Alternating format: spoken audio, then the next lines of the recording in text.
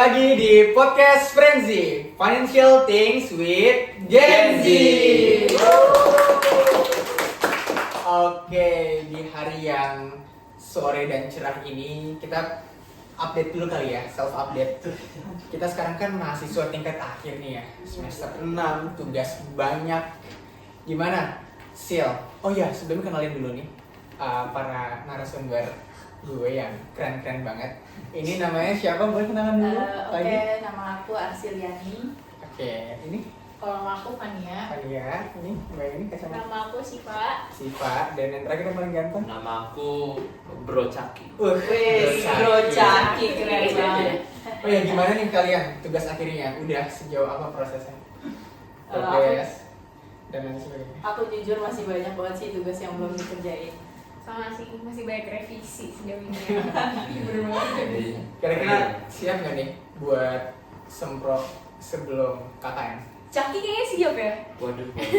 Ya, Bro Caki kayaknya udah siap agaknya, banget. siap banget. agaknya siap-siap aja, cuma sampai sekarang belum dikerjain. Jadi ya, sih ya, aja. sama banget kayak gitu. Gitu.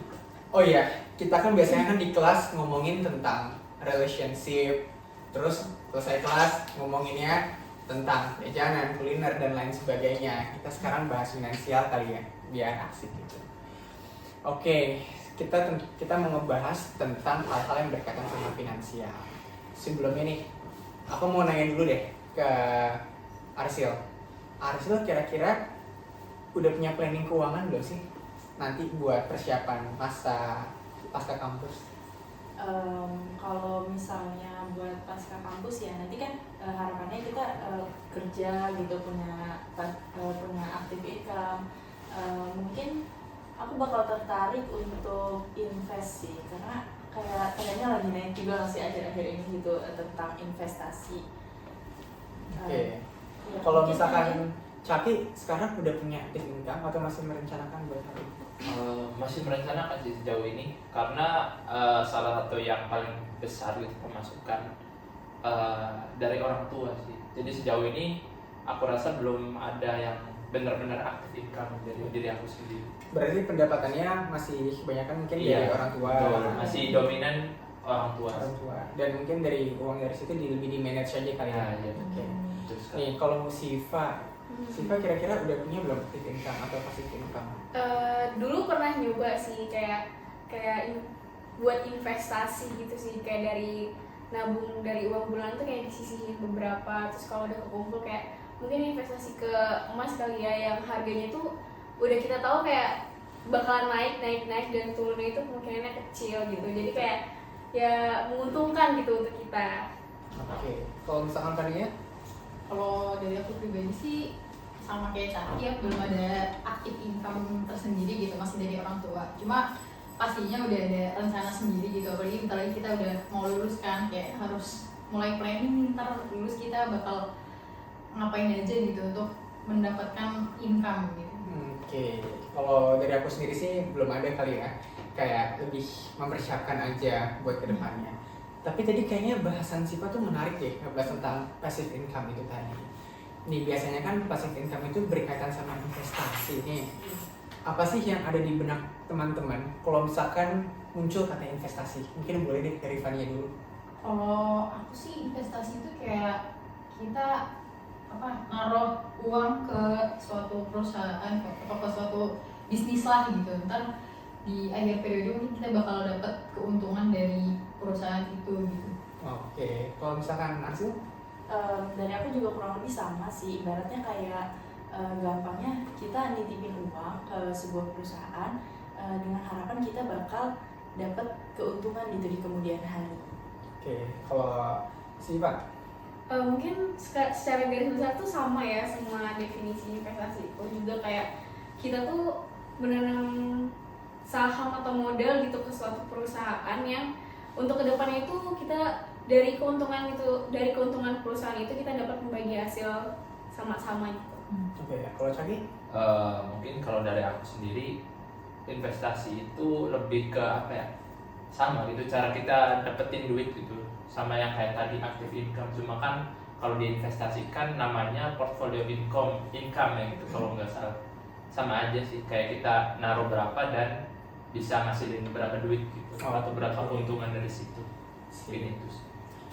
Membahas tentang investasi, tadi kalau misalkan Siva udah pernah pengalaman invest di saham, kalau misalkan Arsil udah pernah invest di mana nih? Kalau misalnya dari investasi sih sejujurnya aku belum pernah ya. Mungkin untuk saat ini kayak nabung aja gitu untuk diri sendiri kayak gitu. Oke. Berarti investasinya dalam tabungan dulu ya? Iya. Kalau Caki? Sejauh ini sama sih dominan ke nabung gitu. Cuma beberapa waktu ke belakang pernah nyobain untuk salah satu aplikasi hijau gitu. untuk Apa pembelian. tuh hijau? Boleh nggak sih? Nanti kena sponsor. Iya pernah gitu. Tapi kalau ada yang mau sponsor boleh banget tuh. Iya, boleh. Iya, ada nomornya di bawah. Iya. Jadi pernah tuh pakai aplikasi itu buat beli reksadana, cuma setelah dilihat performance-nya kayaknya kurang ya, cuma ngasilin sekian perak doang. Jadi ya udahlah, kita lagi duitnya dari aplikasi reksadana tersebut. Oke. Kalau Fania? Kalau aku pribadi sebelumnya karena belum ada minat untuk investasi sih, belum ada pemahaman luas lebih investasi, jadi ya belum pernah ada pengalaman sih. Cuma mungkin kedepannya tertarik gitu untuk nyoba investasi online. Oke. Kalau aku kan pernah sharing dikit lah ya. Iya. Boleh. Aku pernah invest itu di pasar modal, sama kayak Caki juga. Tapi bedanya aku pasar modal di sahamnya, kalau Caki di reksadana.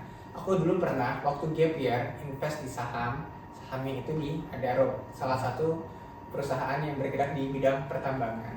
Nah, aku tuh berharap bisa mendapatkan capital gain di sana. Aku beli waktu di harga tertentu, ternyata aku waktu mau menjual bukannya untung malah buntung. Waduh. Aduh, Sayang banget ya. Jadi rugi ya, Bu? Iya, Jatuhnya. jadi rugi. Yang diharapkan dapat capital gain, malah dapat kayak kerugian dari hasil penjualan itu. Nah, tapi untungnya aku beli saham Adaro itu waktu mendekati pembagian dividen. Jadi kayak aku waktu itu naruh ya lumayan lah ya nominalnya, dan aku dapat dividen. Ya bisa dibilang dividennya itu ya cukup lah untuk menutupi kerugian yang ada. Jadi kalau bisa dibilang ya cukup impas ya gitu. Berarti nggak rugi-rugi banget juga ya? Iya betul. Jadi kerugian dari selisih profit loss-nya itu ditutupin sama dividennya. Nah, karena kita anak agribisnis nih, kita bakal bahas yuk sekarang pasar modal yang berkaitan sama agribisnis. Mungkin biar bahasannya nggak terlalu jauh, kita kasih limitasi dulu ya. Pasar modalnya itu kita ngebahas di bagian sahamnya. Oke. Oh ya, kalau misalkan aku mau tahu dong dari Arsil, kira-kira kalau pasar modal itu ada berapa tipe ya? Atau ada berapa jenis gitu? Kalau setahu aku ya, pasar modal itu secara garis besarnya itu ada 3, saham, terus obligasi, sama reksadana yang mungkin tadi udah sempat disinggung juga. Tapi kalau untuk bahasan kita mahasiswa Gen Z itu kayak lebih menarik saham gak sih? Iya betul. Karena buat nge-trackingnya tadi yang Fania bilang online itu lebih mudah. Oke, sekarang kita bisa bahas simpel kali ya tentang perusahaan agribisnis yang ada di pasar modal. Nih, tadi kan kita udah ngebahas ya, masing-masing udah pernah invest di mana. Kayak misalkan Siva invest di emas, itu kan profil resikonya kan risk averse, jadi ya nggak terlalu beresiko. Caki di reksadana, itu maksudnya ke risk moderate yang tengah-tengah. Nah, kalau misalkan kayak aku yang udah pernah invest, itu maksudnya di risk taker, karena di saham yang pergerakannya itu cukup fluktuatif. Kira-kira kalau Arsil sama Fania nih mau masuk ke investasi pasar modal, kira-kira profil resikonya yang kayak gimana? Kalau aku sih kayaknya sama kayak Siva ya, risk averse. Mungkin lebih tertarik juga sama investasi emas gitu. Oke, kalau Fania?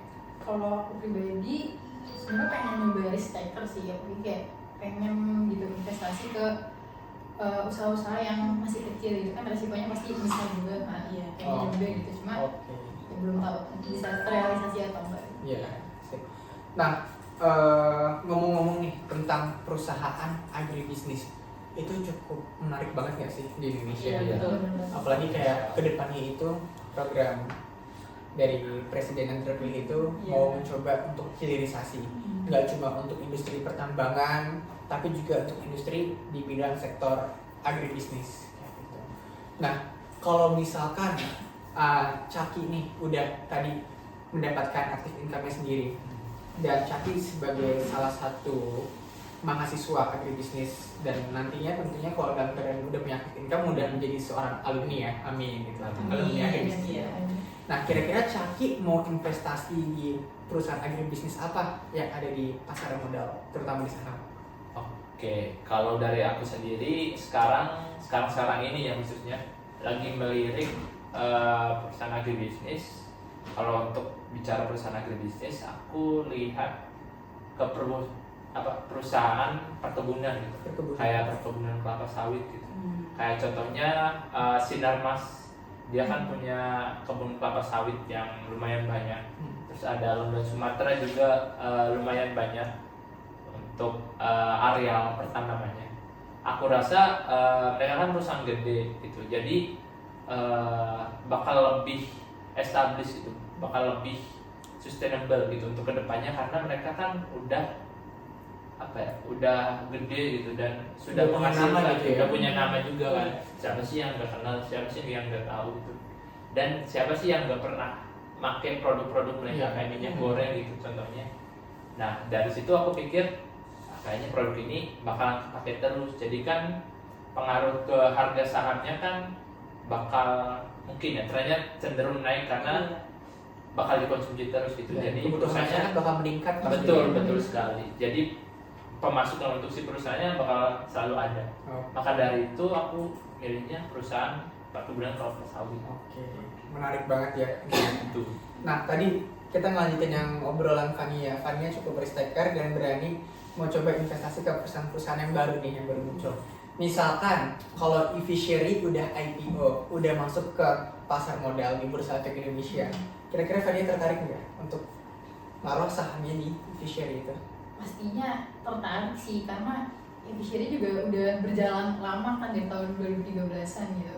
Terus juga makin kesini dilihat-lihat perkembangannya tuh makin maju gitu, jadi pasti ada peluang dapat impact balik ke kitanya juga kan. Dan apalagi kalau misalkan perusahaan baru dan startup itu lebih tinggi nggak sih Ya, peluang buat dapat profitnya, benar. terus dapat capital gain dan lain sebagainya kayak gitu. Kalau misalkan sih apa perusahaan agribisnis yang menarik untuk diinvestasikan ke sana? Kalau kayak Caki tadi contohnya kayak perkebunan kelapa sawit nih. Kalau aku mungkin karena asalnya juga dari Sumatera yang kebetulan tuh banyak perkebunan kelapa sawit. Mungkin yang aku lihat tuh di Sumatera itu kebetulan pupuk-pupuk untuk perkebunan itu masih kurang. Jadi aku tuh sempat ngelirik tentang pupuk Kaltim, produk pupuk Kaltim. Nah, yang aku lihat tuh kualitas dari pupuk mereka itu kayak sangat berkualitas gitu. Jadi dan jarang gitu kayak jarang itu orang-orang di Sumatera tuh mengenal pupuk tersebut. Jadi mungkin bisa lebih dikenalin lagi gitu. Ada peluang berarti. Iya, ada peluangnya. Berarti nanti kalau misalkan pupuk Kaltim itu udah IPO, udah masuk ke Bursa Efek, menarik kali ya? Iya, gitu menarik ya. kali ya. Apalagi karena berdasarkan pengalaman Siva sendiri di tempat tinggalnya tentang perpupukan itu masih belum berkembang, jadi kayak menarik gitu ya. Tapi wilayah Sumatera itu banyak juga ya komoditas-komoditas. Jadi bisa meningkatkan kualitas hasil tanam mereka gitu loh, tanam petani. Kalau boleh tahu kayak di Sumatera itu biasanya komoditas unggulannya atau favoritnya apa aja ya? Sejauh ini sih kalau di daerah tinggal aku itu kayak lebih banyak tentang kelapa sawit sih, perkebunan kelapa sawit, dan di luar itu juga ada kayak tambang batu bara gitu-gitu sih. Oke. Sekarang giliran Arsiel. Tadi kan kita udah ngomongin tentang perusahaan agribisnis. Kira-kira ada nggak perusahaan non agribisnis yang menarik untuk coba diinvestasikan di situ? Dari sektor apa aja?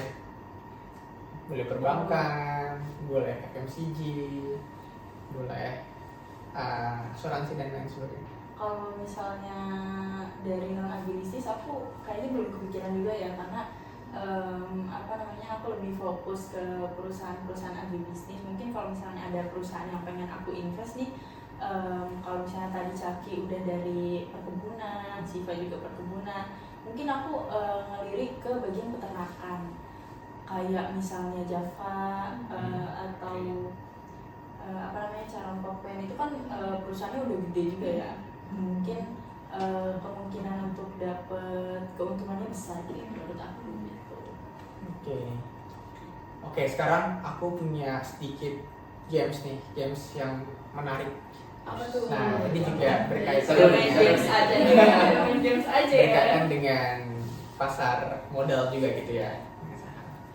Misalkan kalian pernah lihat nggak sih pergerakan dari saham Alfamart? Pernah lihat nggak pergerakan sahamnya? Kayak tren historisnya dari tahun 2015 dan lain sebagainya. Jadi kalau misalkan bisa dilihat ya, tren historis dari saham Alfamart itu dia meningkat cukup signifikan gitu ya.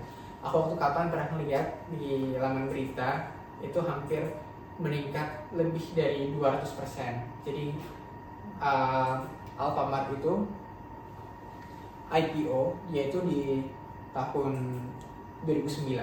Jadi sekitar tahun 2009-2010 itu harga IPO-nya itu masih Rp395 per lembar saham. Dan sekarang aku cek dia itu nilainya udah di angka Rp2.800 per lembar saham. Udah Tinggi banget. Jadi beratus-ratus. iya, jadi kalau misalkan harga sekarang 2.890 dibagi sama 390-an udah naik hampir 7 kali lipat. Udah Keren banget gitu. keren banget ya. Tinggi ya. Iya. Tapi kalian ngerasa nggak sih kalau misalkan banyak orang tahu tentang saham itu level kesejahteraan hidup mereka tuh bisa semakin meningkat? Iya benar. Iya, kalau menurut Siva gimana? Iya sih, kayak yang aku lihat sejauh ini tuh orang-orang yang mengerti tentang saham itu kehidupan mereka tuh lebih enak gitu, finansial mereka itu lebih meningkat dari yang sebelumnya, karena saham itu tuh menurut aku sangat menguntungkan ya untuk masa depan untuk kita anak-anak muda seperti kita nih. Iya, betul. Kayak cocok banget tuh untuk kedepannya kita belajar tentang sahamnya lebih dalam. Oke. Nah, tadi kan yang kita udah sebutin ya, kalau misalkan orang-orang itu sebenarnya tahu tentang saham, itu pasti lebih memberikan kesejahteraan untuk hidup mereka. Kita nggak disponsori sama Alfamart. Tapi kalau misalkan Disclaimer aja ya. Tapi kalau misalkan Alfamart mau ngasih kita cemilan gitu ya, biar podcastnya makin asik, makin santai, itu boleh banget. Hubungi di mana aja? Di bawah bawah. sini. Ngerjain editor ini. Tadi nih kita sedikit ngebahas tentang Alfamart. Alfamart kan mungkin masih masuk dalam ya sektor agribisnis, tapi di bagian hilirnya banget ya, Iya. jadi karena untuk marketing dan lain sebagainya. Seandainya nih kita udah tahu tentang saham waktu di tahun 2010-an, itu waktu kita SD Iya, ya sih. Iya, Masih SD. muda itu. Masih Masih kecil muda, banget kecil sih, banget. iya. Atau enggak misalkan dalam keadaan udah SMP atau SMA kayak gitu. Let's say jangan itu deh, kita balik ke sebelum pandemi aja. Sebelum pandemi nih ya, aku ngecek di tahun 2020 awal itu harganya masih Rp625 per lembar saham. Nah, sekarang kan harganya 2.890 dibagi 625 itu naiknya